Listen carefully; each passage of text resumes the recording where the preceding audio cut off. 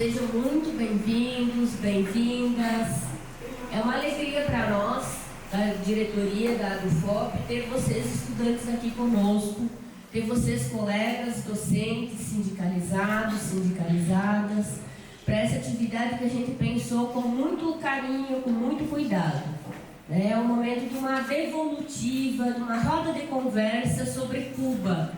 E enquanto atual diretoria, enquanto membros da delegação da ADUFOP, que fomos para Cuba, eu convido também a professora Gabriela, as companheiras da diretoria, a Gabi. Vamos sentar? Convido também o Pedro, professor Pedro, nosso companheiro da diretoria, porque nós três, então, representamos a ADUFOP numa delegação maior, uma delegação do Andes Sindicato Nacional. Essa foi uma deliberação congressual, logo a gente apresenta e faz mais informações sobre. E o momento agora é de a gente compartilhar algumas reflexões. Vocês vão ter a oportunidade de também visualizar, conhecer uma exposição fotográfica e alguns objetos que expressam Cuba, que nós trouxemos, estão aqui na sala do lado. Essa exposição vai ficar até o final desse período, até metade, final de julho, ela está aberta para visitação. Então vocês já estão tendo a oportunidade de conhecer ela hoje, nesse momento de integração, entre vocês estudantes, nós professores, a luta sindical, as disciplinas que vocês estão cursando, todas elas com muita importância.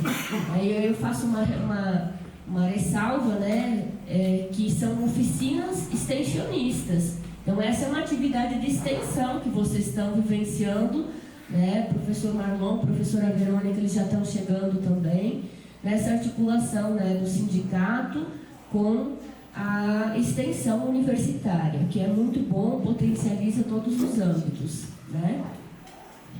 Então, para começar, a gente tem exposto aqui uma frase clássica, muito conhecida do Che Guevara.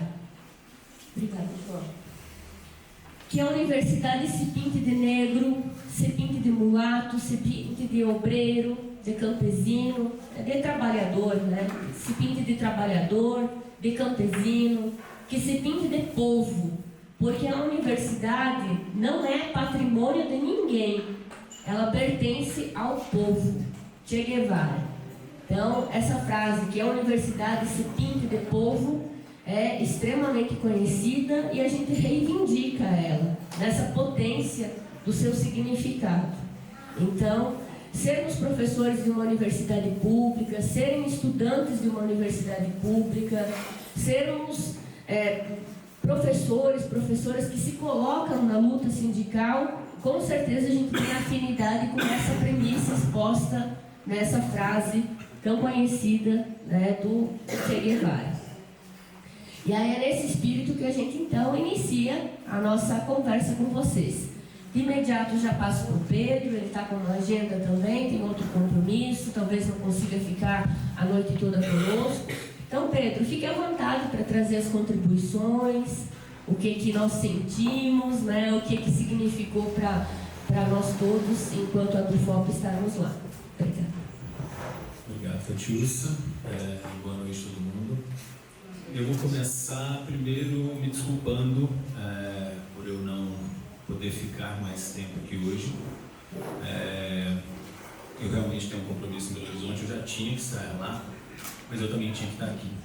E a gente vai criar essa possibilidade meio antifísica de estar em dois lugares ao mesmo tempo. Por nenhum compromisso, mais importante fosse, eu não estaria aqui hoje para ver essas fotos no primeiro dia delas, colocadas aí também para compartilhar um pouco do que foi essa vivência lá. Eu não pensei exatamente o que falar, mas eu primeiro vou contar para vocês o que a Catiúcia, a Gabi sabem, que essa foi minha terceira vivência em Cuba. Eu fiz uma parte do meu doutorado lá, eu fiz um sanduíche lá, em 2015 até o começo de 2016, eu morei 7 meses lá. Eu voltei em 2024 para uma formação de um projeto que eu tenho aprovado pela FAPEMIG com o MST aqui em Minas. Então nós somos 26 pessoas para uma formação na Associação Nacional dos Pequenos Agricultores lá, no centro de formação deles. E eu voltei agora. Por que eu estou falando isso para vocês? Foram 3 momentos muito marcantes, não tenham sido fáceis. Em 2015, Cuba estava num momento relativamente bom. Cuba estava numa parceria muito forte com a Venezuela, que estava num momento forte do seu governo, né? Que recentemente, né, foi entrando num processo de pressão ao ponto de chegar no sequestro de um presidente eleito recentemente. Mas em 2015 a Venezuela estava apoiando muito diretamente Cuba, comercialmente, né? Não estava dando nada, estava comercializando. E um momento que o turismo estava muito forte, o país estava num movimento muito bom. Eu volto então em 2024, exatamente na semana que começou a crise energética em Cuba. Eu não sei se vocês lembram que aí aqui no Brasil passou inclusive no Jornal Nacional, em tudo, né? Eles mostram de lá sempre essas questões, né? Mas foi quando começou, quando a capacidade de produção energética lá começou a ter problemas. E os problemas não são à toa, né? Você vai ter usinas termoelétricas construídas há 50, 60 anos atrás, com baixíssima possibilidade de reposição de qualquer tipo de peça. Por quê? Porque você tem um bloqueio do maior país economicamente do mundo, impedindo que você tenha esses tipos de comercialização, de reposição para os consumidores. Então, a partir de 2024, isso inicia a crise. Eu estava lá, essa formação nossa, que eu falei com o MST, a gente ficava sem energia quase o dia todo. A gente tomava banho de caneca, que a gente pegava no poço, porque a bomba não estava funcionando para mandar para a caixa d'água, descer pelos chuveiros. E agora a gente volta, então, nesse momento, né, final de abril, começo de maio desse ano, quando a crise lá está mais agudizada pelo recrudescimento do bloqueio dos Estados Unidos, né, com o governo do Trump e com o seu pitbullzinho ali, Marco Rubio, né? Então, eu só contando para vocês que foram momentos muito marcantes. Em 2015 eu esqueci de falar para vocês que eu estava lá quando reabriram as embaixadas depois de décadas, tanto dos Estados Unidos em Cuba quanto de Cuba nos Estados Unidos na época do Obama. Então, realmente são momentos muito marcantes. Então, contando isso brevemente para vocês, porque voltar ali agora nesse momento, inclusive por uma outra ótica, uma outra atuação, né, pelo movimento sindical, tanto daqui quanto de lá, mas ver o quanto que, eu estava falando na entrevista ali agora, né, o quanto que Cuba, por mais que a gente leia, que a gente estude, que a gente busque se informar, assista coisas, a gente realmente conhece muito pouco, porque o que chega até nós é muito pouco, tá? E o que temos de acesso para entender ainda é muito pouco. Então, mesmo que sejam opiniões contrárias, opiniões pesadas, opiniões de que lá tudo deu errado, que nada dá certo, ou mesmo opiniões muito apaixonadas de que ali, tá? Elas não são muito corretas, até a gente realmente ver o que é aquele país, o que é esse outro modelo socioeconômico acontecendo, porém dentro de uma redoma que é esse bloqueio, que nunca permitiu que esse sistema socioeconômico fosse o que ele podia ser. A gente nunca tem como chegar lá e olhar para o problema, para um erro, que existem erros, existem contradições, mas nada está fora de uma grande coisa chamada bloqueio, que impede que as coisas ali sejam, né, o que elas poderiam ser, inclusive com seus erros, né? Mas eu estou dizendo tudo isso porque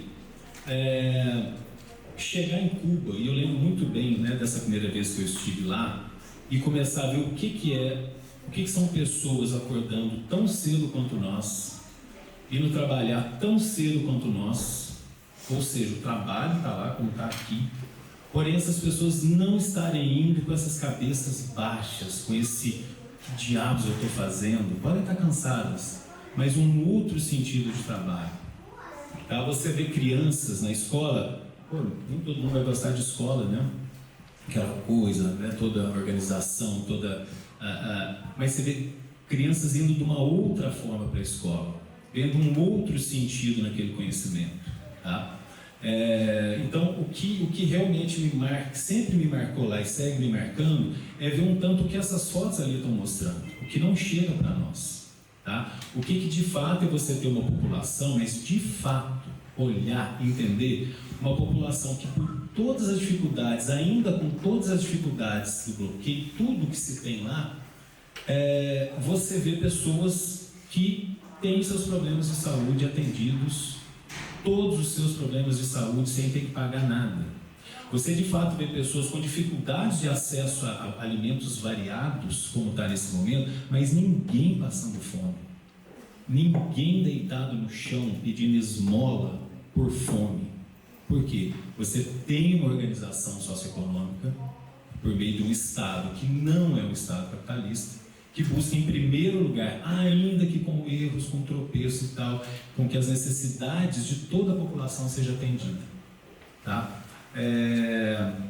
Isso eu estou falando, né? Eu falei de escola, de alimentação, mas isso que está escrito aqui, que o Che Guevara falou, não é só a universidade lá, que é pintada de negros, de trabalhadores, de tudo, é tudo.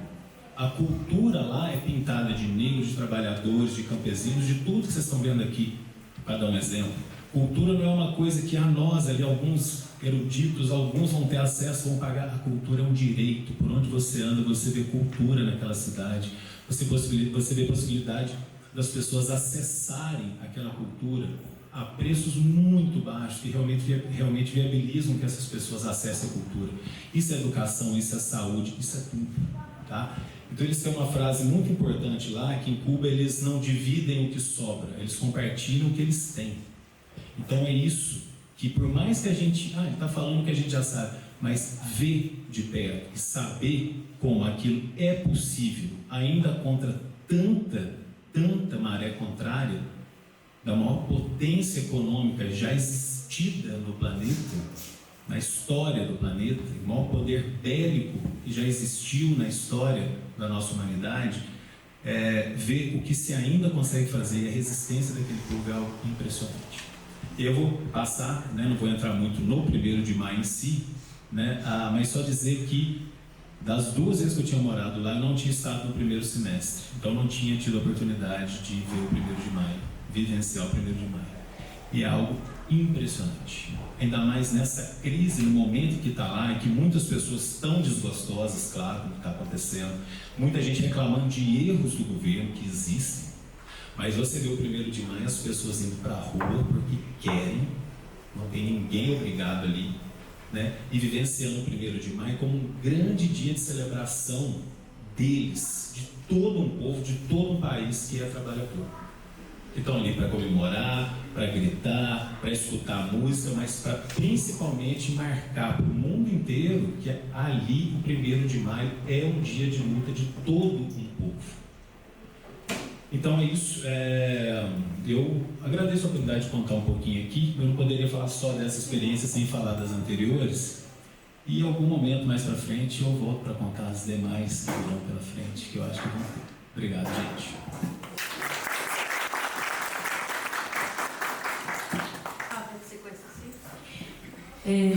Bom, então, boa noite, né, a todos vocês, a todos e todas e todes.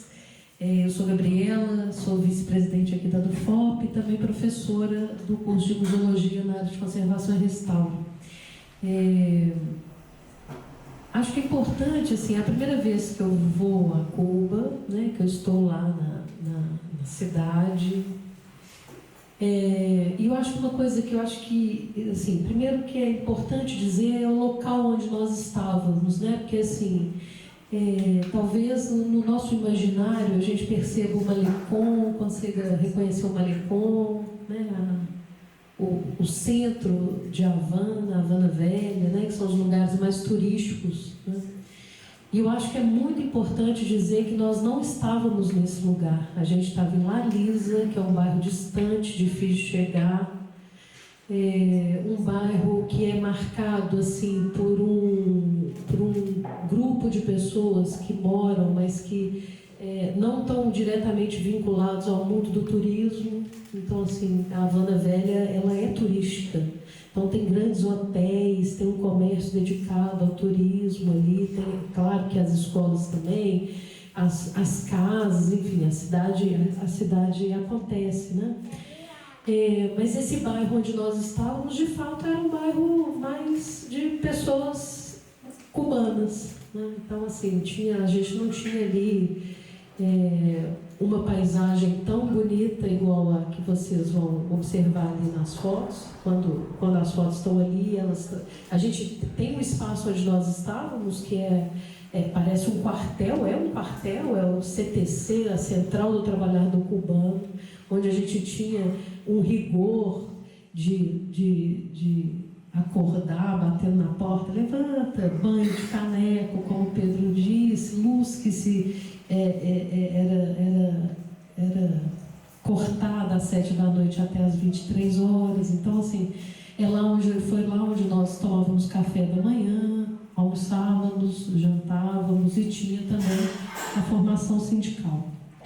E um espaço muito interessante que ele era internacional, né? A América Latina estava toda ali. E, curiosamente, a América do Norte também, muitos estadunidenses. Mas ali a gente passou a maior parte dos dias compartilhando com aquela gente da América Latina uma ideia, né? Assim, uma informação mesmo. E eu acho que eu queria trazer aqui para vocês três momentos assim, que foram muito importantes. O primeiro, quando a gente faz a primeira entrega dos medicamentos que a gente levou, dos medicamentos e dos alimentos. Assim, nós levamos muitas coisas. Nós somos 3. Cada um de nós 3 levou 2 malas despachadas de 23 quilos. Imagina que remédio é leve, né? Então, muito remédio, muito alimento. Fizemos uma campanha também para a saúde menstrual feminina, que foi muito legal e muito bem acolhida pelo povo cubano. Assim. Fizemos uma campanha com absorventes que são reutilizáveis. São absorventes de tecido em tecido, então que a mulher pode usar, né, no seu período menstrual, e depois ela vai lavar aquilo ali, né, enfim. Lá, eles não têm essa variedade de absorventes que a gente tem na farmácia, né, no supermercado, é de tudo diferente, né? Então, esse cuidado, né, que nós tivemos ali com essas mulheres foi incrível, assim, foi muito bem acolhido, assim, né, emocionante e tal. A questão, então, a primeira vez a gente vai até uma policlínica desse bairro, La Lisa. E quando a gente chegou lá, nós fomos recebidos assim acho que quase que uma dezena de mulheres. Uma delas muito alta, altíssima, eu sou baixinha, então tinha uma que era muito alta, assim, que era a coordenadora dessa policlínica. E aí, uma que era a porta-voz, que não era a diretora, ela falou assim: olha, gente, a gente está muito agradecida e a gente levou muito, não só nós, né? Toda a parte ali da Latinoamérica levou muita doação, que estava conosco no CTC. E aí ela falou assim: gente, olha, nós estamos muito agradecidos aqui, porque às vezes falta para nós, por exemplo, uma seringa. Nós estamos aqui num procedimento e às vezes falta a seringa, às vezes falta a agulha, né? Então, muito, muito positivo assim, essa entrega, foi realmente muito emocionante.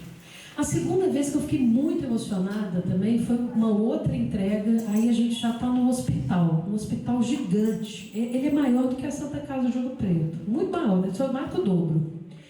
E aí a gente chega lá e dentro do hospital, chama Hospital São Lázaro, especialista em dermatologia. E aí a gente percebe isso, que os hospitais eles são enormes e especializados. Então, assim, esse que nós falamos especificamente era da pele, um hospital de pele, que chamava São Lázaro. E chegando lá, a gente percebe que dentro do hospital existe uma fazenda com a agricultura familiar de subsistência e que todas as pessoas que estão acamadas nesse hospital e também trabalham nesse hospital se alimentam da produção dessa fazenda, que produz cerca de 70% do consumo do alimento dessas pessoas que circulam aí nesse hospital São Lázaro. Então isso foi realmente muito, muito forte, assim. E isso nos abriu uma oportunidade, assim, para entender que, segundo a declaração ali do ministro, que agora eu esqueci o nome dele, no dia 2 de maio, ele falou assim: olha, pessoal, nós estamos preparando para 2050 ter autonomia de subsistência alimentar, né? E na sequência, né, paralelo a isso, também autonomia com a energia sustentável, né? Então veja, a gente está falando de uma potência, né, de um país, de uma ilha, um país não tão grande assim, mas que a sua capacidade de produção ela é diminuída. E o terceiro momento é algo que nos atravessa, assim, que é o 1º de maio, que é uma população, 500 mil pessoas.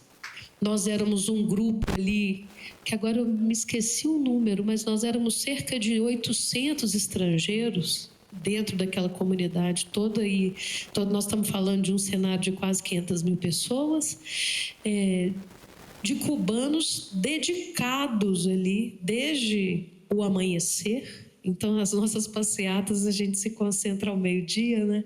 Os caras veem o sol nascer, eles saem de casa de madrugada, eles se preparam o dia anterior para estar naquele lugar. E quando nós chegávamos assim, e amanhã? Assim, amanhã é dia de rua, amanhã nós estamos prontos e nos encontraremos lá na passeata, nós vamos encontrar na rua, amanhã a gente está na rua. Então, assim, é um pensamento que é muito diferente do nosso pensamento quando a gente está em luta, né? Muitas vezes, assim, amanhã é dia de luta, então vai ser o dia do churrasquinho, né? Vai ser o dia da festinha, o dia de não fazer nada, né? De acordar mais tarde. E com eles não, né? Assim, eles mal dormem, na verdade, eles estão prontos ali, eles se colocam prontos para o embate, né? Assim, eles vão realmente para a rua. E uma outra coisa, assim, no meio dessas 3 cenas, assim, eu acho que eu relato aqui para vocês, eu destaco, assim, como é importante a gente perceber naquela comunidade o sentimento de afeto. Ele realmente existe. Empatia é algo que existe. Você se sente acolhido lá. Eu me senti, você se sentirá acolhido. Qualquer pessoa que chega lá, ela é acolhida, porque eles são assim. Isso é empatia, eles querem saber da sua vida, eles são curiosos, eles te trazem, se você quiser ir lá na minha casa, você pode ir e tal. Existe acolhimento, né? E que muitas vezes a gente não reconhece isso aqui, né? Assim, por mais que a gente tenha grupos que são fraternos e tal, a empatia, ela é um ato. A empatia, ela é algo que você precisa ser formado para ser empático. As pessoas cubanas são empáticas, né? A outra coisa é a paisagem sonora também, que assim, um negócio que nos atravessa. Existe um silêncio, mas existe uma musicalidade, mas existe um barulho de mar, mas existe um barulho de pássaro, existe uma luz que é incrível, assim, existe uma paisagem que ela nos toca. O lugar é muito bonito, as pessoas são lindas e o lugar é muito bonito, né? Bom, e aí eu fico pensando assim, que essa experiência vivida, né, é algo que existe críticas, né? Assim, a Pedro aponta aqui, né, que a gente não está minimizando nada, né? Mas assim, Mas eu acho que é importante dizer o tanto que aquele lugar é especial e o tanto que a gente recebe sobre aquela informação sobre aquele lugar, muitas vezes ela é distorcida do que realmente é. Não, é difícil, está difícil, está difícil. Mas é bonito e é especialmente bonito ver as pessoas lutarem em prol de uma ideia, de uma unidade, em prol de um povo e de uma saúde, de uma cultura, de uma educação que ela é para todos e não para alguns. Então, isso me faz voltar aqui para o meu lugar de trabalho, né, para a Universidade Federal de Ouro Preto, para o curso de museologia, para os meus colegas da UFOP, para os meus amigos, para os meus amores, e com muito mais vontade, assim, com muito mais força para dizer assim, ó, gente, ó, bora acordar aí para a vida, porque assim, dá para a gente melhorar bastante, né? Então, acho que é isso, Cátia, obrigada, viu?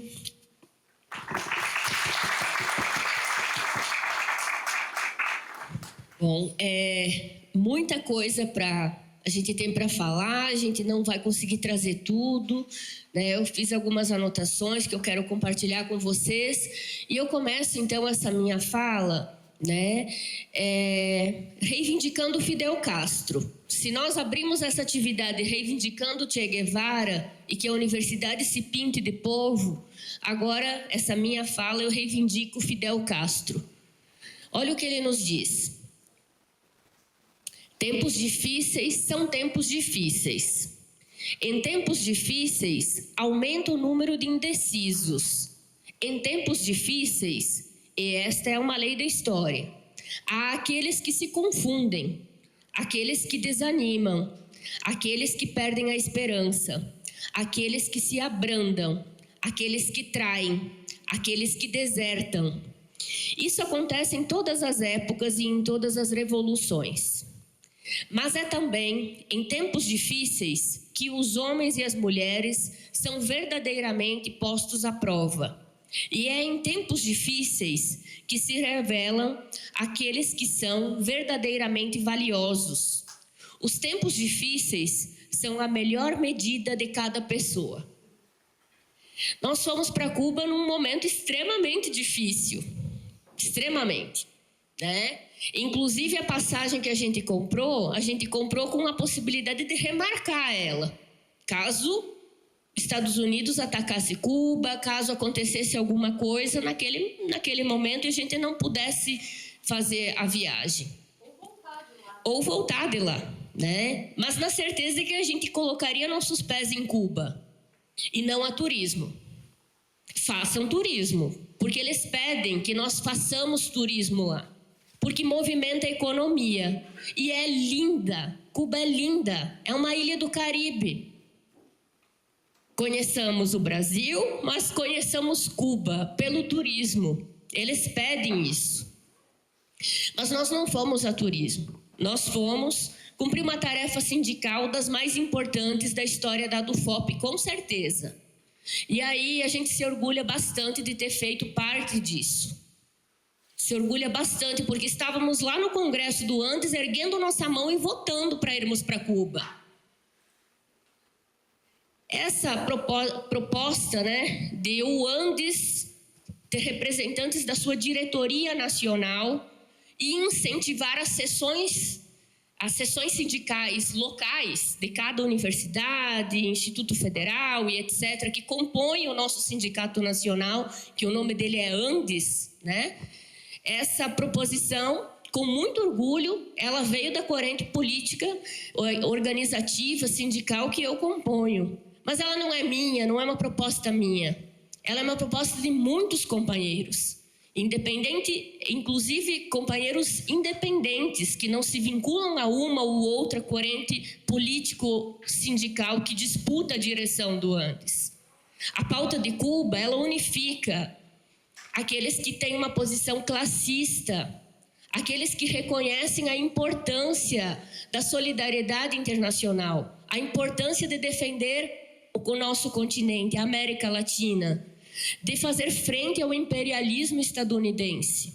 Então não é uma posição de apenas uma força política ou outra, mas eu reitero, com muito orgulho, para reafirmar as posições acertadas que nós fazemos no nosso cotidiano, enquanto diretoria, enquanto coletivo que nós somos aqui na ADUFOP, né? Reitero essa contribuição nessa proposição, que foi aprovada e se tornou da categoria. Então, além da ADUFOP, obviamente, a diretoria nacional esteve representada, né? 2 companheiros da diretoria nacional estiveram presentes nos atos, né, do 1º de maio e no dia 2 de maio, que acontece um ato bastante importante também, logo falo dele. E além de nós, da ADUFOP, da diretoria nacional, representantes da DUFIMAT, que é a seção sindical da Federal do Mato Grosso, da Federal do Espírito Santo e da Federal de Uberlândia, também foram para Cuba, né? Na nossa ida para Cuba, quem participou da formação sindical é passantia, né? Formação, é um estágio sindical. Fomos nós, a ADUFOP, e os 2 companheiros da DUFIMAT. As outras sessões, a diretoria nacional, elas foram depois.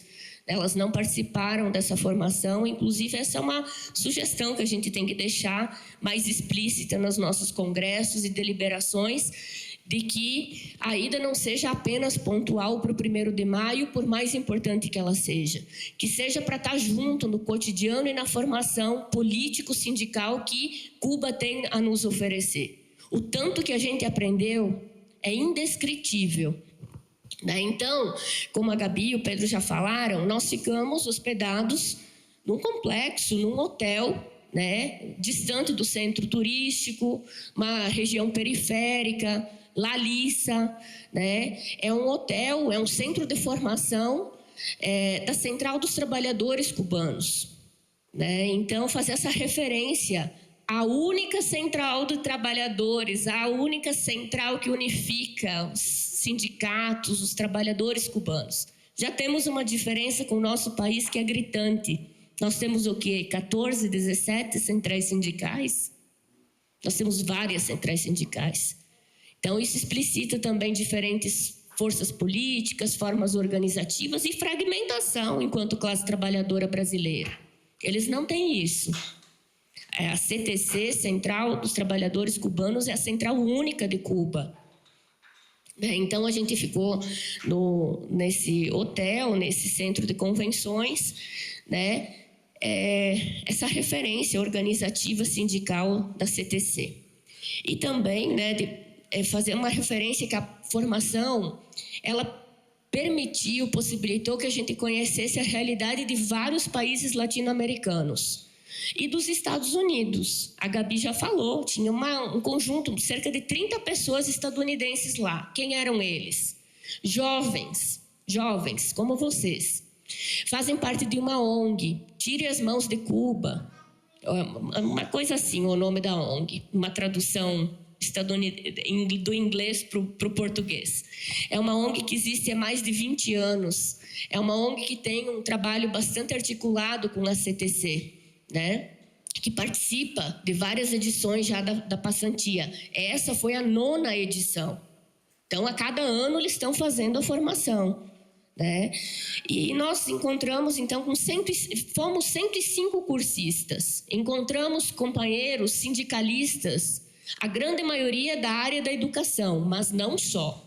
Dos transportes, da questão agrária, o Christian da Colômbia, né? Ele trabalha tipo no que seria o INCRA aqui no Brasil, né?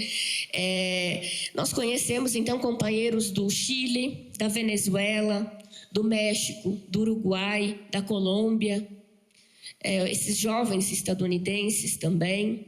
Então, um auditório, salas de aula sempre cheias, estudando o pensamento de Fidel Castro, os desafios para a organização sindical latino-americana, as mudanças no mundo do trabalho, várias temáticas, né, que perpassaram essa formação, que foi a gente não tem palavras, eu não tenho palavras para descrever o tanto que eu aprendi, né, nessa unidade, esse chamado, né, para a unidade latino-americana. E dessa formação, Eu acho que um encaminhamento bastante importante, que ele vem se concretizando a passos lentos, cuidadosos, como tem que ser, né? É a construção de uma escola sindical latino-americana e do Caribe. Então, a gente tem participado, as reuniões têm acontecido nos sábados à noite. O que eu estou fazendo no sábado à noite, de 15 em 15 dias? Participando de uma reunião com vários sindicalistas. Inclusive, sábado amanhã tem reunião. É uma reunião de vários sindicalistas no intuito da construção, de dar esse pontapé para essa escola latino-americana, escola sindical latino-americana e do Caribe. Então, esse foi um dos encaminhamentos sinalizados, né, pelos nossos professores cubanos e tem avançado. É um companheiro da Colômbia, o Néstor, né, que tem o protagonismo de fazer esse chamado. Precisamos ter uma escola sindical, precisamos ter um espaço, né, para nos encontrarmos. Então, está acontecendo as reuniões. Desde que nós voltamos de Cuba, já aconteceram 3. Uma eu não consegui participar por questões de saúde, questões familiares, mas eu acompanhei já 2... Não, eu acompanhei... vai ter 3 reuniões já. A terceira seria amanhã. Então, uma eu não consegui participar, a outra eu consegui, e amanhã tem mais um desses encontros. Como é que isso funciona? Pelo Google. É a possibilidade de articulação. Como é que é a participação dos cubanos nessa articulação? Visceral, no referencial teórico, político. Mas a participação via internet é quase que impossível. Então, o Hanoi, que nos recebeu, que foi o coordenador da passantia, ele entra e cai. Ou ele não consegue entrar nas reuniões, porque eles estão com agravou a questão da falta de energia, consequentemente, de internet. Então, vejam as dificuldades, né, de se encaminhar qualquer coisa. Então, quando a gente fala da luta, da resistência de um povo e de uma disciplina revolucionária, é desde enfrentar limites no acesso à alimentação, de tomar banho com um chuveiro, que não é uma condição, é no caneco, como foi falado aqui, ter acesso à internet, mas tem uma educação e uma saúde, tem uma visão de mundo que é completamente diferente da nossa, né? Que é humana, que é muito mais avançada. Então, com todas as dificuldades materiais que são decorrentes do bloqueio violento, genocida dos Estados Unidos, né, tem tantas atividades importantes e articulações que acontecem. A exemplo de 9 edições da formação sindical, que nós participamos de uma, a exemplo dessa construção da Escola Sindical Latino-Americana e do Caribe e, indiscutivelmente, do 1º de maio. É uma marcha. Não pensem que são os nossos atos com passo mais devagar, inclusive pela nossa geografia, né? Os morros, as ladeiras de Ouro Preto e Mariana. A gente caminha mais devagar. É uma marcha acelerada. Pelotões organizados que vão vindo de tudo que é rua e que desemboca lá na avenida, lá na região chamada de Malecón, que é a beira-mar. E lá onde tem a Embaixada dos Estados Unidos. E foi em frente à Embaixada dos Estados Unidos que aconteceu o ato do 1º de maio, esse ano. Olha a inteligência. Pedro, tá indo? Tchau, gente. Aproveitem a noite aí, tá? Enfim, estamos sempre à disposição para conversar mesmo, para outros encontros, tá bom? Valeu. Olha a inteligência política, né? De fazer o ato que geralmente é na Praça 1º de Maio, é na praça onde historicamente, da Praça da Revolução, né? Praça onde tem aquelas imagens, né, do Camilo Cienfuegos, do Che Guevara nas fachadas dos prédios públicos, né? É uma praça que dá muitos campos de futebol. É uma praça enorme, muito grande. Geralmente o ato é lá, porque concentra, vai juntando todo mundo lá. Esse ano não foi lá. Foi em frente à Embaixada dos Estados Unidos, ali na beira-mar, no Malecón. Por quê? Porque Trump vai soltar uma bomba na sua embaixada? Se ele bombardear os manifestantes, ele vai bombardear a sua embaixada. Então, assim, foi muito inteligente, foi muito estratégico e foi muito simbólico. Foi essa tribuna, esse espaço se chama Tribuna Anti-Imperialista. Ela está lá, fixa. Dias atrás aconteceram atos quando tentaram criminalizar Raul Castro, né? Não sei se vocês acompanharam, mas tentaram criminalizar ele. A juventude, o povo foi para a rua, na tribuna anti-imperialista, que é exatamente em frente ao prédio da Embaixada dos Estados Unidos, né? E lá tem uma pomba, tem um pilar, uma pilastra, e tem uma pomba, a pomba da paz. Cuba não é um estado, não é uma nação terrorista. Cuba é um estado, uma nação, é um povo de paz. O que Cuba oferta para o mundo todo são os médicos, é a medicina, é a saúde. O que Estados Unidos oferta para o mundo todo é a guerra, a destruição. Então, a tribuna imperialista, anti-imperialista, foi o local do ato do 1º de maio. Nós não dormimos, começa de madrugada, a gente estava longe, a gente precisou se deslocar, a gente chega de noite. Nós saímos dessa praça, a concentração nossa foi na praça onde geralmente é o ato, né? E nós andamos muito para chegar na tribuna anti-imperialista. De modo geral, é um ato rápido, potente, lindo, com apresentações culturais, com fala protocolar, apenas uma fala, uma mulher falou. Foi muito rápido o ato, e 9h30 já tinha terminado. Nossa, acabou? Mas é que a gente estava desde o dia anterior vivendo o ato. Então, é o que a Gabi falou, eles estão se preparando o tempo todo, ninguém dorme na virada para o dia 1º, porque está na rua de madrugada, né? E depois do ato, nós fomos levados para uma sede, para um clube, para um restaurante, né, da CTC, onde foi nos servido um banquete. Coxa e sobrecoxa, e arroz, e salada, e sobremesa, e uma latinha de cerveja para quem queria, ou um refrigerante, uma água. Isso é um banquete. É o arroz amarillo, arroz amarelo, é um arroz com açafrão e coxa e sobrecoxa assada. Esse é o prato típico, é o prato das festividades, arroz amarillo. O Hanoi chegou em mim e falou, é um banquete, é o nosso banquete, que comida deliciosa. Então, 1h, 1h30, a gente já estava de volta nas instalações do hotel, né, para descansar, para confraternizar, para fazer festa.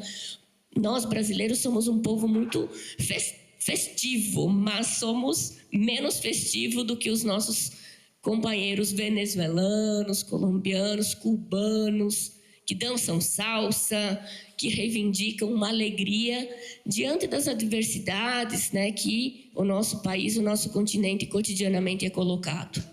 Então, eu quero ressaltar o intercâmbio, essa alegria, a disciplina revolucionária, a importância da formação sindical que nós vivenciamos. Nós temos uma tarefa, eu, Pedro e Gabi, né, de também, além essa devolutiva, né, na roda de conversa, na exposição fotográfica, de escrever um texto sobre Cuba, um relato dessa nossa experiência. E aí eu falo disso, de ler e de estudar, de escrever textos, para dizer que nós precisamos, enquanto universidade pública, luta sindical docente, movimento estudantil, se inspirar nas lutas do povo cubano, conhecer Cuba. Infelizmente, nós não conhecemos, né? Então, fazer essas referências, né? Dizer novamente do turismo. Quem puder, faça turismo em Cuba. Existe um Estado-nação que vive limitações gravíssimas, em decorrência do bloqueio estadunidense. Mas existe uma vida normal.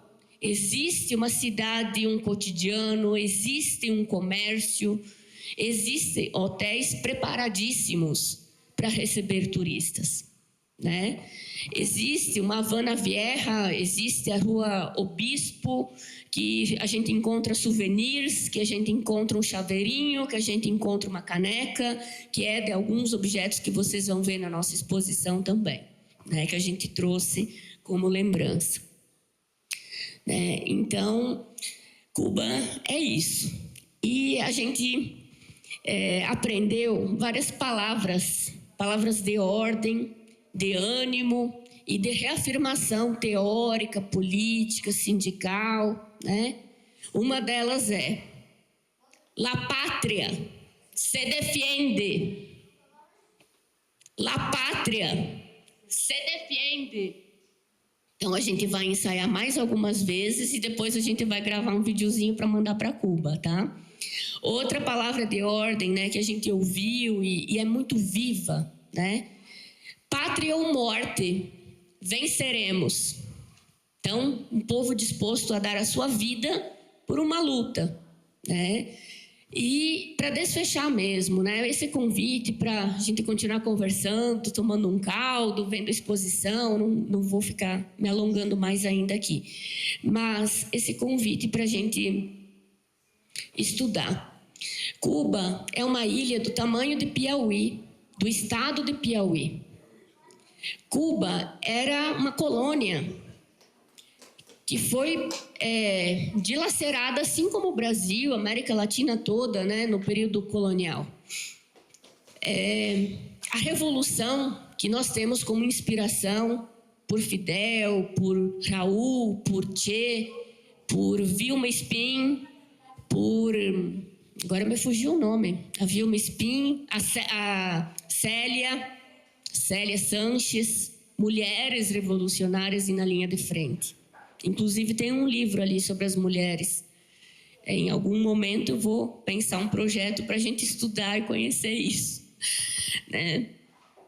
Essa revolução, que a gente tem a referência, né? Sabe o que aconteceu na Sierra Maestra, a guerrilha, pegarem armas.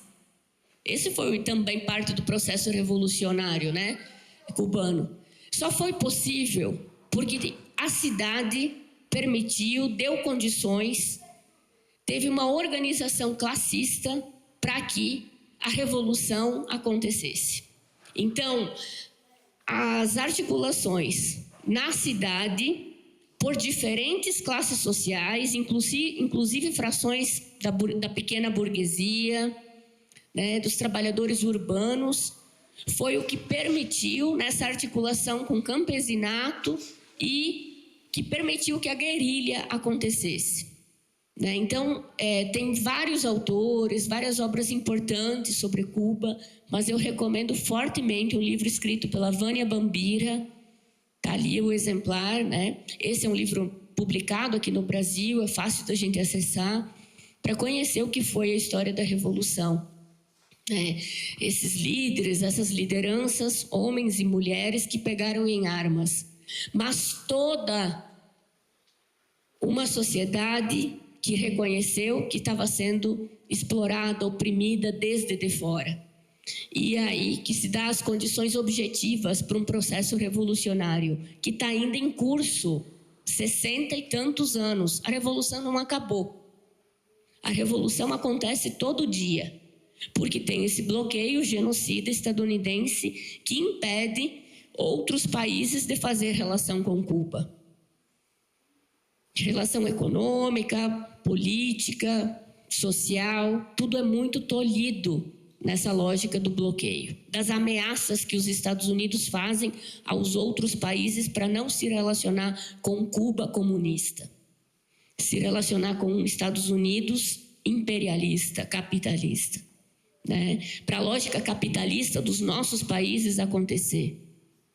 Então a gente precisa se voltar para nós mesmos, a gente precisa olhar para a nossa Latinoamérica, para a nossa pátria grande, para o que foram e são as premissas, né, da Revolução Bolivariana, reivindicar Bolívar, José Martí, reivindicar essas revoluções que antecederam a Revolução Cubana, nos inspirarmos na Revolução Cubana e ousarmos sonhar e fazer a Revolução Brasileira.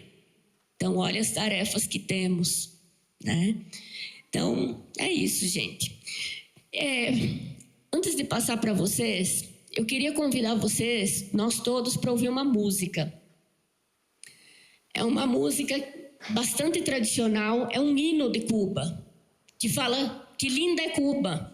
Quem fala que Cuba é feia, que Cuba tem isso, tem aquilo, que linda é Cuba. Nós vimos essa música sendo interpretada no dia 2 de maio, no Palácio de Convenções de Havana, por um grupo de crianças, pequenininhos, crianças de 4, 5, 6 aninhos, cantando que linda és Cuba, Cuba que linda és. Eu chorei, não sei quem não conseguiu, quem conseguiu se manter sem chorar, sem se emocionar. Essa versão não é cantada pelas crianças, é a versão clássica, né? Então, fica o convite para a gente ouvir essa potência, né? Essa beleza de que linda és Cuba.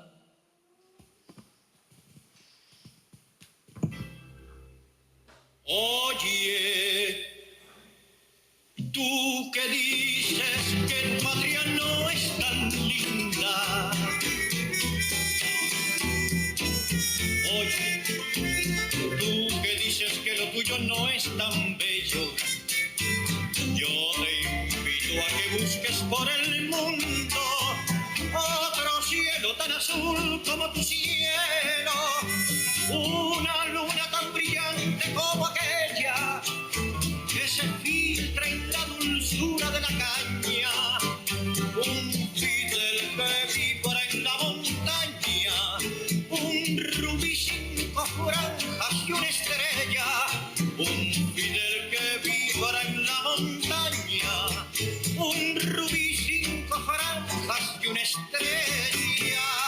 Cuba, que linda es Cuba, llena de fiebre la queremos. Cuba, que linda es Cuba, llena de fiebre la queremos. Quien te defiende, mi Cuba bella, quien te defiende te quiere más. Cuba, que linda es Cuba, llena de fiebre la queremos. Qué linda es Cuba, Cuba, qué linda es Cuba, llena de fiebre la queremos. Ahora el Guajiro vive contento, vive feliz, en comunidad. Qué linda es Cuba, Cuba, qué linda es Cuba, llena de fiebre la queremos. Qué linda es Cuba, Cuba, qué linda es Cuba, llena de fiebre la queremos. Un Fidel que vibra en la montaña, un rubí 5 franjas y una estrella.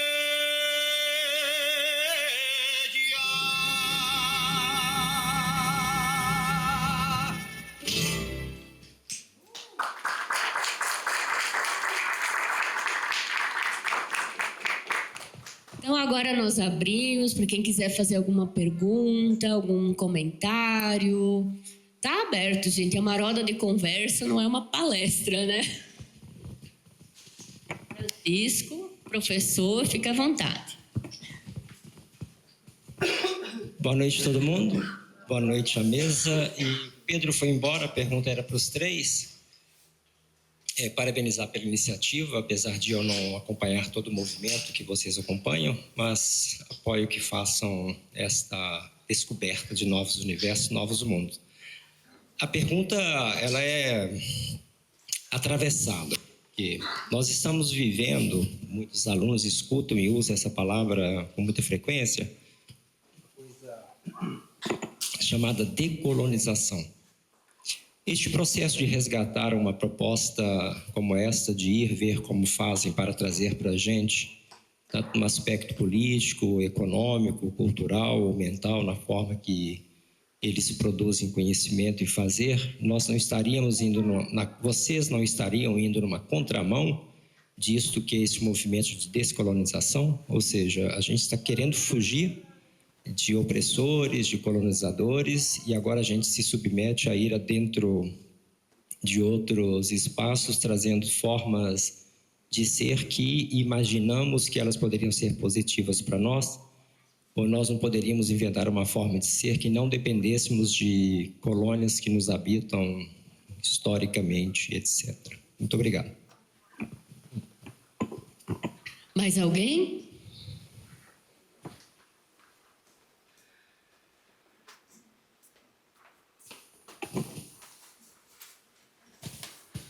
É Francisco também, teu nome? É a dupla do Francisco.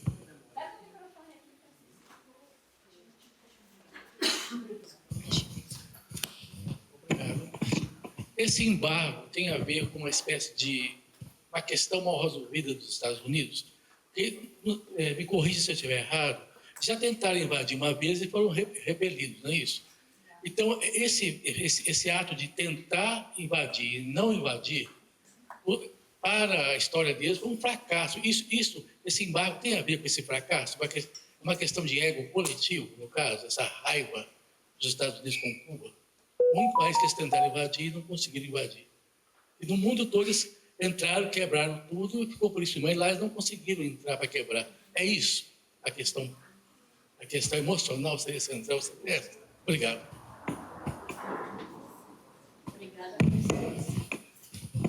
Mais alguém, gente? Algum comentário? Gabi? Vamos lá, então. Começando com a questão do bloqueio, né? O que é o bloqueio? É todo um cerceamento que os Estados Unidos fazem em relação a Cuba, limitando outros países do mundo a se relacionar economicamente, socialmente, culturalmente com Cuba. Então, já teve, como você disse, Francisco, tentativas de invasão, né? A praia de Giron, né? A Baía dos Porcos, né? Esses são marcos da derrota avassaladora, né, dos Estados Unidos. Toda essa história de luta e resistência de Cuba, desde quando colônia, né, ela está expressa numa exposição maravilhosa, extremamente potente no Centro Fidel Castro. Né? O Centro Fidel Castro é um museu, é um espaço extremamente moderno, um espaço assim, perfeito, né, que traz essas referências de resistência. Então, assim, por que Estados Unidos não conseguem invadir Cuba, um país que é dito como atrasado, como empobrecido e etc.? Porque tem uma resistência coletiva, porque tem uma força social generalizada do povo cubano. E tem uma resistência no mundo também, né? É pontual, mas tem, por exemplo, o México, historicamente mantém, apesar do bloqueio estadunidense, das ameaças, mantém relação com Cuba. Venezuela, também, né? Então, tem toda uma luta e resistência em Venezuela, né, no governo Chávez, no governo Maduro, né, tem uma resistência que vai se perpetuando e vai potencializando essa relação entre os povos, os estados-nação latino-americanos, nessa frente anti-imperialista, anti-Estados Unidos. Né? Eu li uma reportagem essa semana que Rússia também está ampliando o apoio a Cuba. Né? Pontualmente, o Brasil também manda apoio, muito pelo movimentos sociais, por lutas sindicais, pontual esse apoio do governo. Há que se fazer uma crítica ao governo Lula, no sentido de um certo recuo, tanto em relação ao que está acontecendo na Venezuela, quanto em Cuba. Né? Mas são povos irmãos. E todo mundo sabe que a hora que Cuba cair, a América Latina cai toda.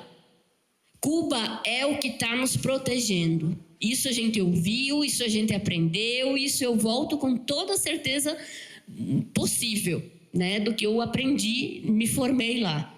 Cuba é a barreira que impede um ataque avassalador dos Estados Unidos sobre a América Latina. Ele acontece. As nossas terras raras estão sendo entregues. O minério de ferro aqui na nossa região, enfim, acontece essa ofensiva em todos os nossos países latino-americanos. Mas ainda está numa relação econômico, político, institucional da ordem capitalista. Não estamos num ataque explícito de guerra, né? Então, essa resistência que Cuba faz é a resistência para nós todos da América Latina. Então, o bloqueio, eu não sou economista, não tenho maiores elementos, né? Confesso que é mais recente esse estudo sobre Cuba, inclusive para me preparar para a viagem, mas isso abriu para mim um campo de pesquisa, de trabalho que eu quero construir com vocês, estudantes, obviamente, né? Daqui para frente. Então, Cuba é a ilha revolucionária, Cuba é um povo e um cotidiano que resiste. Esse é o nome da nossa exposição, né? Tentando dialogar com a pergunta, a colocação do professor Francisco, não sei se eu compreendi também exatamente, mas o que se faz em Cuba e o que eles pedem de nós é articulação. O que eu mais ouvi do Hanoi, né, o coordenador, foi ele dizer: no Brasil vocês são muito brigados, vocês são muito fragmentados, precisa união, vocês precisam se unir. O inimigo é outro, vocês ficam brigando entre vocês. E é isso que acontece entre nós do campo da esquerda, nas lutas sindicais, nos movimentos sociais e etc. Então, fazer uma referência, né, aos sujeitos coletivos que organizam o processo revolucionário cubano. É o Partido Comunista Cubano. Lá nos primórdios da Revolução não eram esses nomes que o sujeito partido político tinha.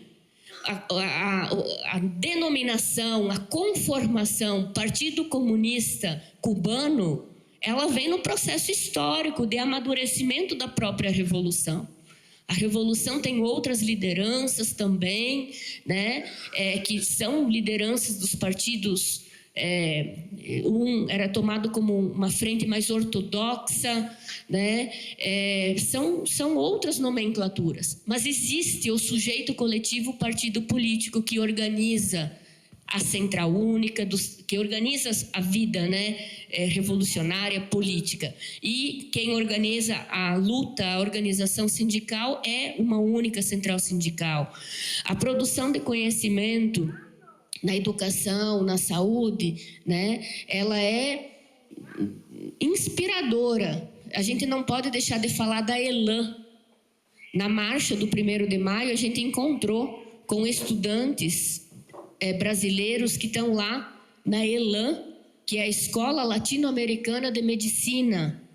Tem estudantes brasileiros fazendo medicina lá. Vários e vários filhos e filhas da classe trabalhadora. Então, saem formados médicos, médicas, pela ELAN, em Cuba, né? Então, a questão da colonização, descolonização, essa relação entre nós, diferentes países, e Cuba, ela não se dá, ao menos por nós, né, dessa forma hierárquica. Ela se dá numa forma muito atendendo a um chamado e uma construção que é coletiva, né, que eles nos fazem o tempo todo. E eu acho que a síntese disso, né, que está como uma aposta, é a construção, a criação da Escola Sindical Latino-Americana e do Caribe, né? Então, não sei se eu respondo, Francisco, a gente continua conversando em outros momentos. Acho que só um ponto assim que me toca, que na verdade eles nos ensinam a ser solidários, né? Acho que não é uma questão... assim, acho que os cubanos se colocam na história do mundo como um povo solidário às desgraças do mundo, né? Então, assim, e eles nos reconhecem lá como um ato de solidariedade. Então, acho que essa é a palavra, né? E aí, nessa fala aí, dessa, né, formulação da Catiúcia, eu lembrei da Clementina de Jesus. Ela tem um dos santos dela, ela fala assim, que o nosso problema, né, do povo brasileiro, que a realidade dela é o povo brasileiro, é quando a gente fica nessa picuinha da pobreza brigando com o miserê. Né? Então, acho que essa é uma frase que a gente precisa dar atenção a ela e tentar ser mais solidário e talvez mais empático também com as pessoas. E aí eu acho que esse é o caminho, né? Talvez a gente consiga aí uma promessa um pouco mais positiva.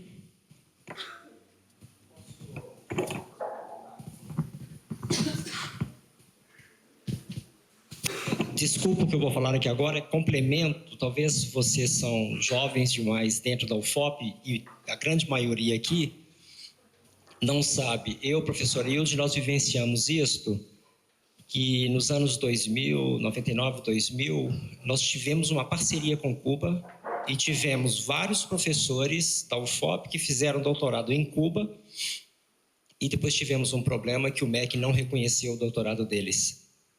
E para a UFOP reconhecer o título de doutor, dando as progressões naturais, né, que a gente tem direito, mas o Ministério da Educação não reconheceu esses títulos de vários colegas nossos, professora Marja e vários outros. E confesso que eu acompanhei vários trabalhos que eram na área de educação, o doutorado deles, e eu era do Departamento de Educação, então eu vi este movimento, mas não vi um retorno como este que eu escutei agora, dessas experiências que vocês tiveram, por esses professores que fizeram doutorado lá e que as teses deles estão aqui na biblioteca da UFOP. Obrigado.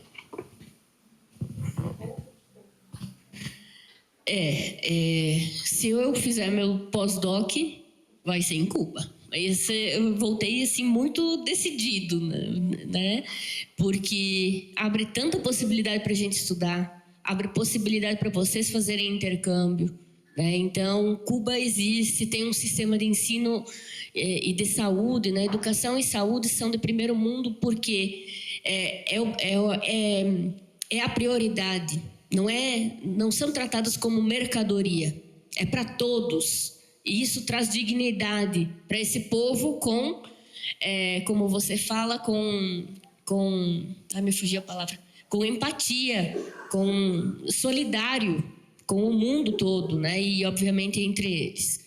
Então, Cuba está aí, está para ser conhecida. Esse é só uma pontinha.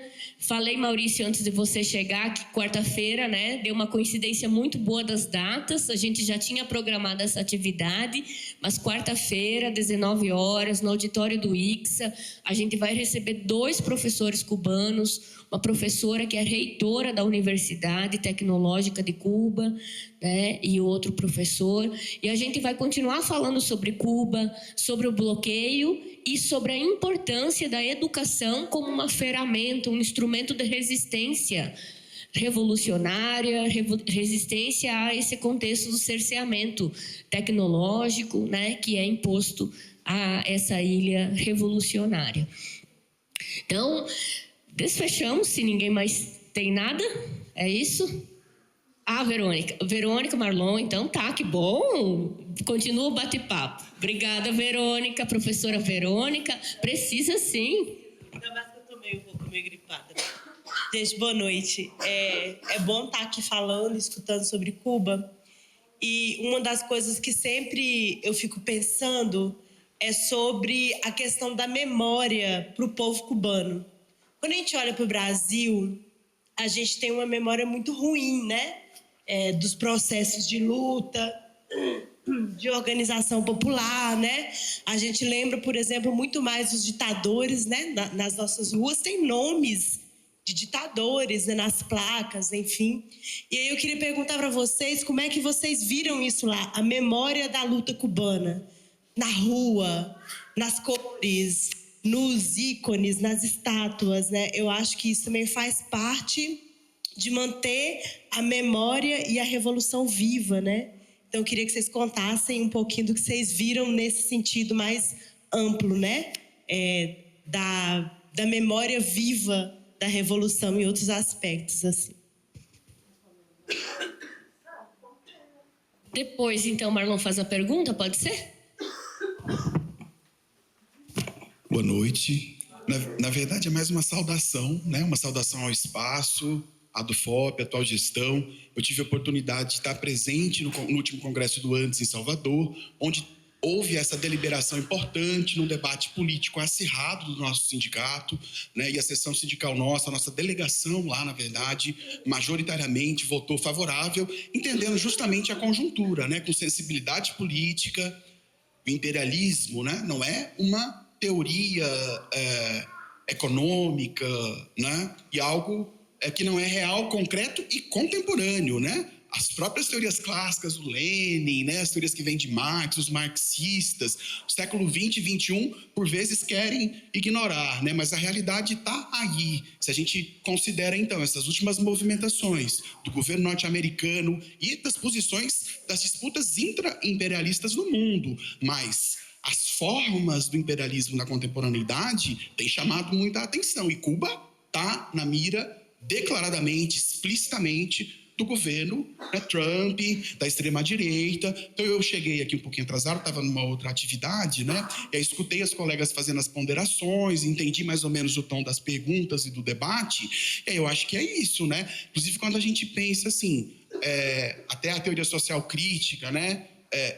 A gente pensa em Florestan Fernandes, por exemplo, né? Um teórico sociólogo super importante, assim, que vai pensar, mais vindo para o século XX adentro, a categoria de imperialismo total, que é o imperialismo que se coloca na América Latina, não só com as estruturas produtivas, que vão expropriar capital para os centros hegemônicos, mas também que se espraiam pelas instituições do Estado, nos países latino-americanos, inclusive brasileiro, as instituições também, né? As próprias universidades não estão fora disso, o mundo da cultura como um todo. Então, assim, as formas do imperialismo na contemporaneidade e essas intervenções, né, gente? O que aconteceu na situação da Venezuela, né? É uma coisa assim, né? E aí não é só a Venezuela, né? Então tem todo um conjunto de ofensivas, né? Mundo afora. E aí, de fato, acho que foi fundamental essa posição política do Andes-Sindicato Nacional, da DUFOP endossar, corroborar e construir esse movimento político. Então é um tipo de suporte, como o Gabi colocou aqui muitíssimo bem no meu modo de entender também, concordo, né? Um tipo de suporte fundamental político, simbólico, cultural, né? Porque, de fato, que a Tchúcia colocou também, faço coro, né? Cuba tem uma simbologia nas lutas progressistas, socialistas do século XX. A queda de Cuba não é a queda de uma ilha pequena de alguns milhões de habitantes. É também, né? Então nós temos ali uma referência da resistência, das lutas mais radicalizadas que a gente tem no nosso território, dentre as mais radicalizadas do século XX.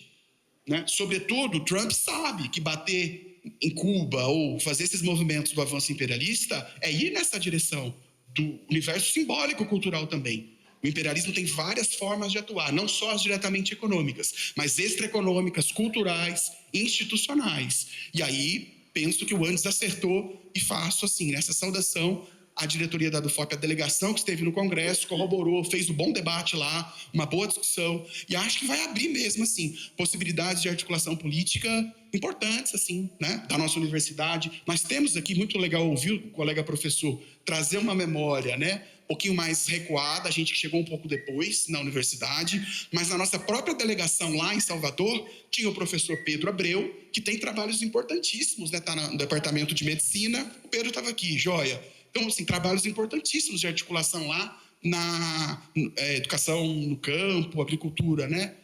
Então, assim, então nós temos trabalhos importantes e já estou vendo aqui também o interesse crescente em, como é que é essa coisa do intercâmbio, como é que a gente pode se articular? Então, acho que é por aí sim, e não só Cuba, acho que a América Latina precisa de se articular muito mais. Né? Por exemplo, né? Já vou terminar mesmo, né? A questão da mineração não é só do quadrilátero ferrífero. A questão da mineração é do nosso país e é do nosso continente. Então, essas articulações, elas são importantes. A universidade não é uma entidade menor para favorecer essas lutas, né? E o sindicato é um espaço, né, que pode ser, como a gente está vendo aqui, o Anti-Sindicato Nacional é um sindicato importante dos docentes, né, das universidades brasileiras. E aí, então, saudar mesmo o espaço, essa diversidade aqui ocupada também, né, por diferentes sujeitos, vou dizer assim, né, no sentido forte, que constroem o foco também, estudantes, poder conhecer o sindicato e fortalecer as lutas tão necessárias. Obrigado.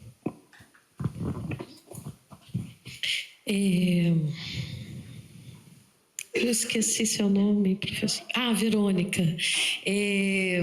Então, eu vou trazer um pouquinho, você disse da memória, né? Assim, um pouquinho da minha percepção lá em relação a isso e de uma experiência que eu tive em 2011, com os alunos da museologia. Então, a educação pró-revolução acontece desde o primário, né? As crianças, elas são orientadas ali sobre a história da Revolução, né? Então, elas sabem identificar seus personagens, elas sabem identificar os seus mártires, elas sabem identificar a causa, desde muito criança, né? E os museus nacionais, municipais, estaduais, têm um papel importantíssimo nessa construção de ideia, né? De unidade. Então, eu trago essa experiência de 2011, 2012, a gente houve um convênio entre Cuba e o IBRAM, que é o Instituto Brasileiro de Museus. E nós temos aqui na UFOP um curso de museologia, né? E à época eu estimulei os alunos para que eles propusessem ali interesse para ir para Cuba. E isso, uma disputa nacional, 2 dos nossos alunos foram contemplados nessa bolsa e ficaram 1 mês em Grana, que é um estado assim, acho que é sudeste assim da ilha, né? Bem para cá, bem para baixo assim, não é em Havana.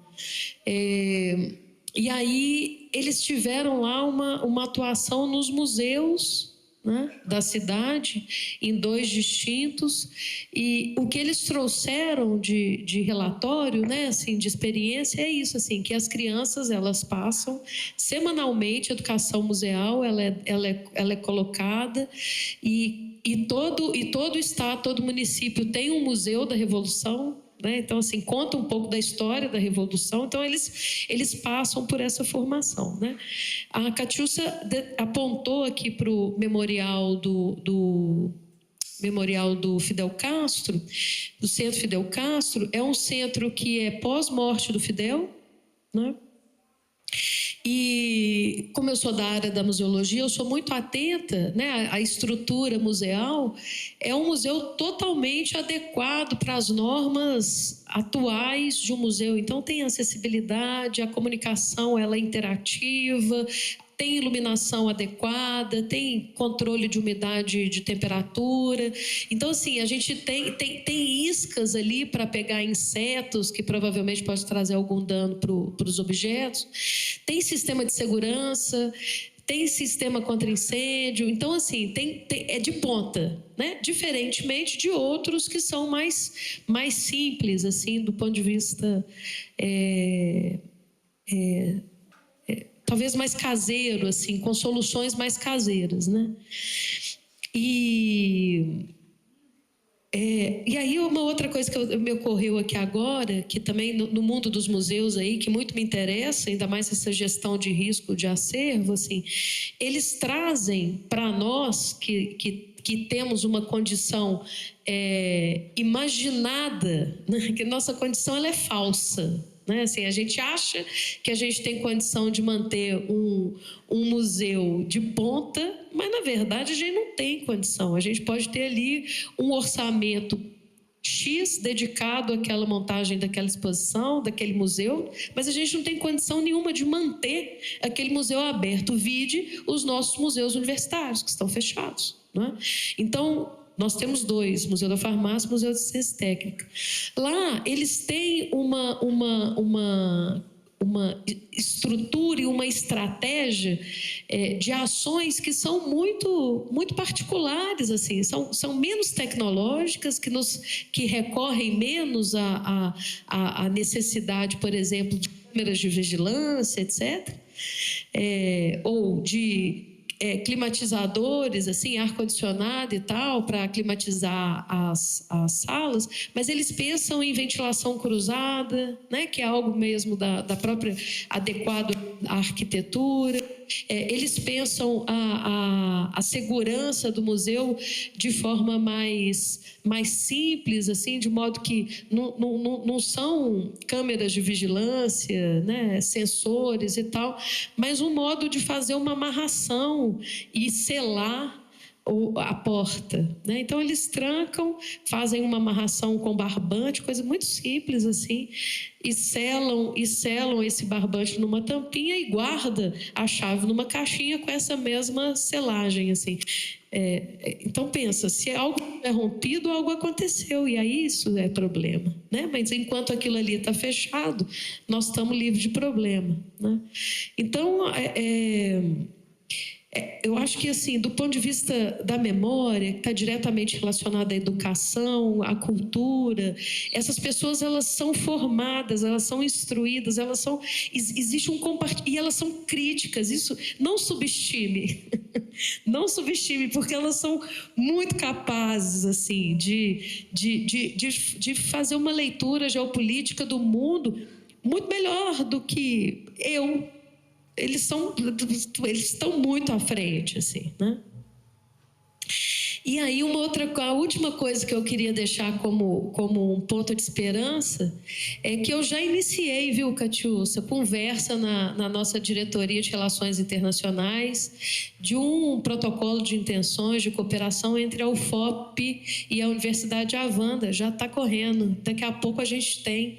E haverão trabalhos, inclusive já submeti um artigo com a Sulema, que é uma figura da Universidade de Cuba, da Universidade de Havana, de um centro muito interessante que chama Colégio São Jerônimo, que é especialista na questão da preservação do patrimônio, na memória daquele território ali, e ela é coordenadora do Museu Universitário desse Colégio de São Jerônimo. Então, a gente acaba de submeter, hoje foi o prazo, um artigo em conjunto, já selando essa intenção de parceria, e nós já temos essa conversa iniciada entre os dois setores de relacionamento internacional entre a UFOP e a Universidade de Havana. Então, daqui a pouco é nós.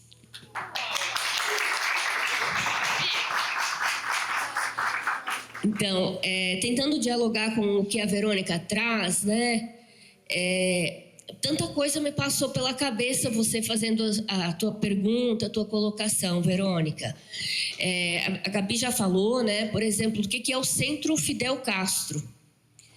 Quando o Fidel, antes de falecer, ele criou uma lei, ele proíbe que sejam reproduzidas a imagem dele, que seja reproduzida a imagem dele.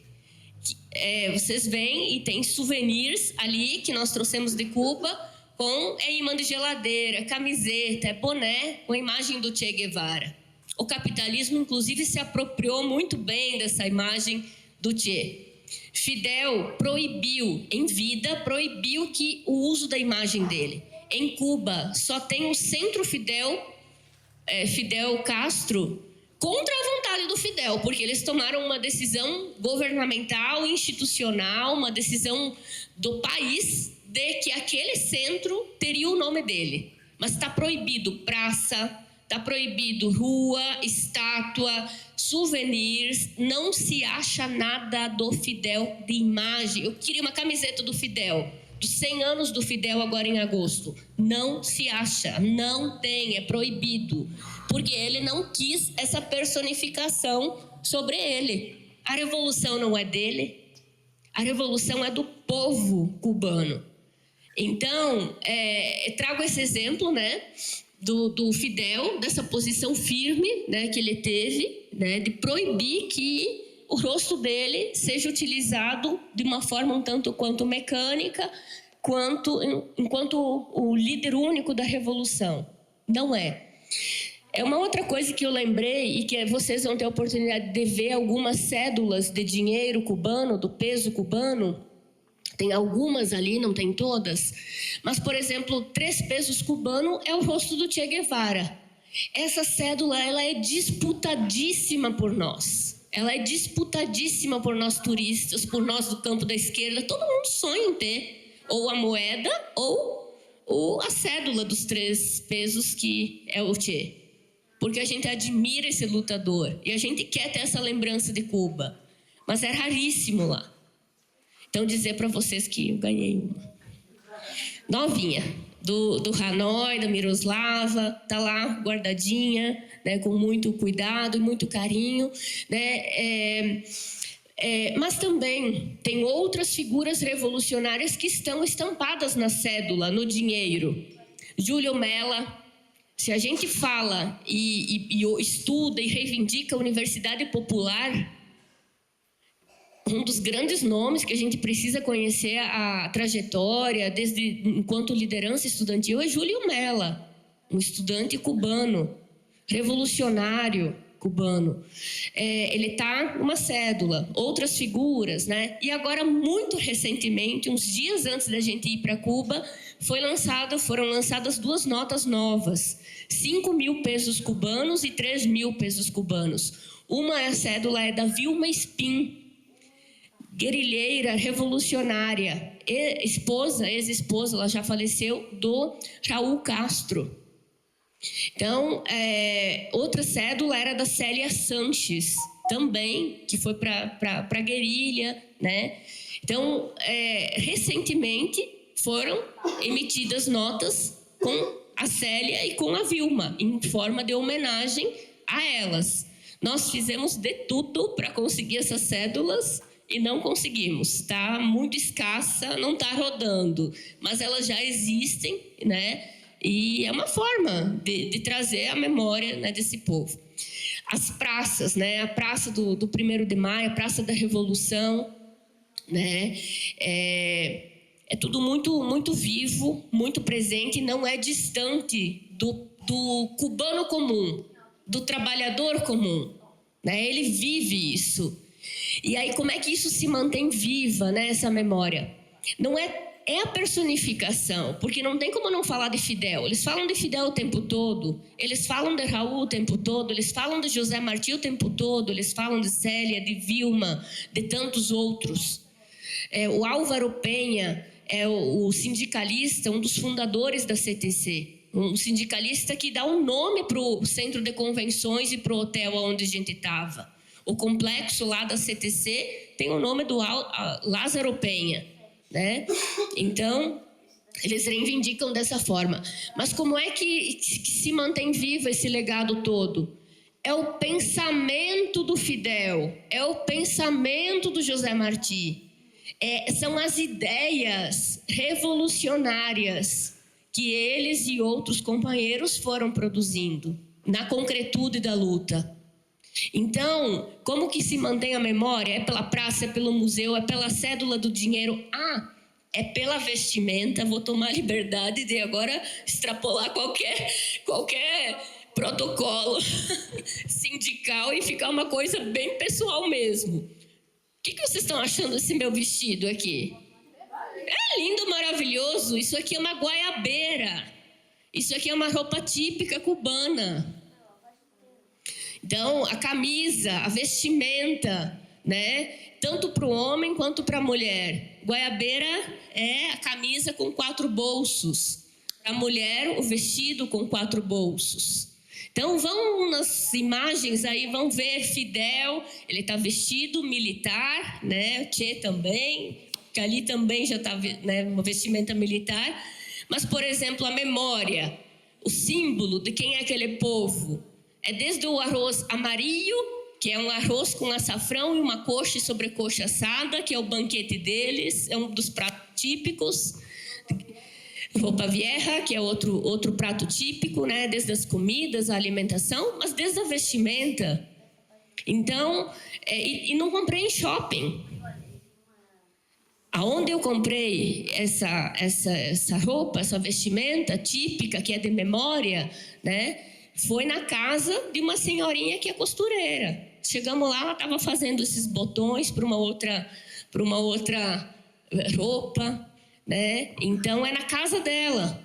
E é aonde nós turistas vamos comprar. Descobrimos que tem, que é muito bem feito, é muito barato proporcionalmente às roupas descartáveis que a gente compra das marcas e nos shoppings aqui que nós temos acesso, né? E é um símbolo do povo cubano. Então, fazer essa quebra do protocolo e falar da minha linda goiabeira, tá? Então, nessa essa questão do pensamento vivo. Nós tivemos aula, né, na passantia sobre o pensamento de Fidel, com um professor que vontade de abraçar ele, de trazer ele para cá, um senhorzinho já mais idoso, e falando com muita força, e muita convicção e posição, e um profundo conhecedor do Fidel. Então, tem várias obras, né? Che e Fidel escreveram muito, e Raul também, mas muitos livros escritos por Che e Fidel, muitos. Talvez o mais conhecido do Fidel seja o discurso dele, né? A defesa dele. Quando ele foi preso, né, ele escreveu a tese dele, porque ele era um advogado. Ele se defendeu. O livro, um dos exemplares está ali, vocês podem folhear. É A História Me Absolverá.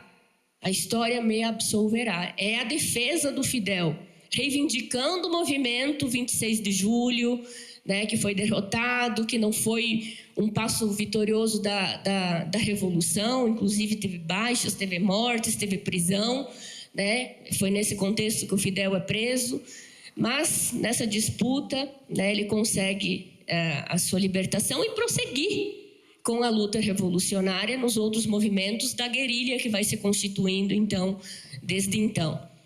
Né? Então, os livros escritos por eles e as biografias. E aí tem uma outra anedota, vou sair também de novo do protocolo, falo com muito orgulho. Como é que é meu nome, gente? Catiúcia. É um nome difícil, mas vocês aprendem a falar, né?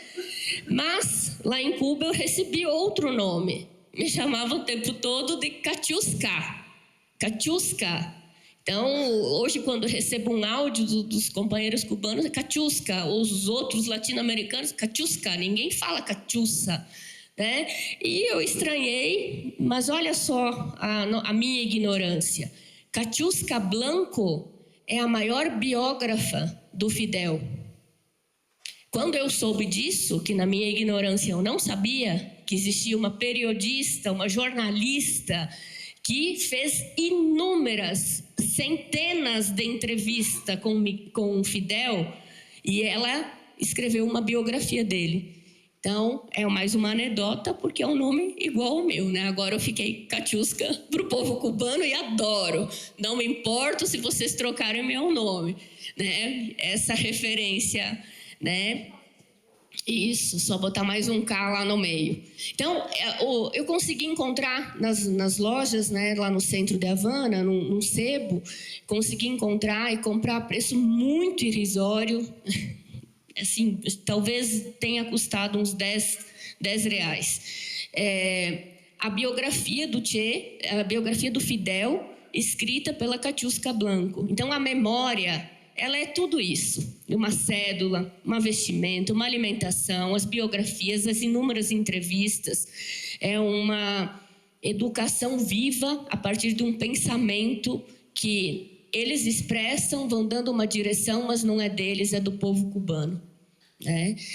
E reafirmar o que o Marlon falou. Né? Ele chegou um pouquinho depois, eu iniciei falando de uma deliberação de um congresso sindical, do nosso sindicato nacional, da importância disso, da importância que o ano que vem a gente aprove essa mesma resolução e que tenham outros colegas de outras e muitas mais sessões. Nós somos mais de 70, agora fomos em 4, 5, né? Que tenham outros tantos e tantas se formando, indo para Cuba, aprendendo, fazendo articulações e ponte, como a gente volta de lá fazendo, desde um movimento de participar de uma articulação latino-americana para uma escola sindical, desde na nossa instituição de trabalho, de ensino, fazer as pontes institucionais, interinstitucionais, como a Gabi sinalizou, né? É isso que é apoio concreto à revolução. Não basta só postar na rede social "sou Cuba, sou a favor de Cuba". Eles precisam desse apoio concreto. E eles precisam da entrada de dólar. Vamos lá fazer turismo, porque é a forma que a gente leva dólar para lá, para movimentar a economia. Então, Cuba existe, Cuba resiste. Vamos estudar em Cuba, vamos estudar Cuba, vamos ter brilho no olho, com disciplina revolucionária, porque são tempos difíceis. Eu vou ousar ler de novo, porque é tão lindo que merece. Fidel Castro disse: tempos difíceis são tempos difíceis. Em tempos difíceis, aumenta o número de indecisos. Em tempos difíceis, e esta é uma lei da história, há aqueles que se confundem, aqueles que desanimam, aqueles que perdem a esperança, aqueles que se abrandam, aqueles que traem, aqueles que desertam.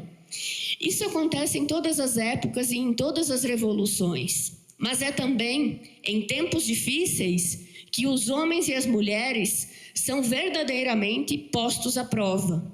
E é em tempos difíceis que se revelam aqueles que são verdadeiramente valiosos. Os tempos difíceis são a melhor medida de cada pessoa. Fidel Castro. La patria